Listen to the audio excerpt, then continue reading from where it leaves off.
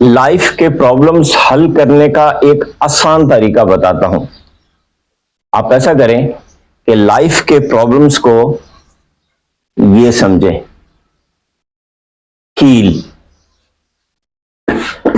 तो सबसे पहला काम तो ये करना है कि हर प्रॉब्लम को ठोक के ये अंदाजा लगाना है कि ये कितना सीवियर है और इसकी नौयत क्या है।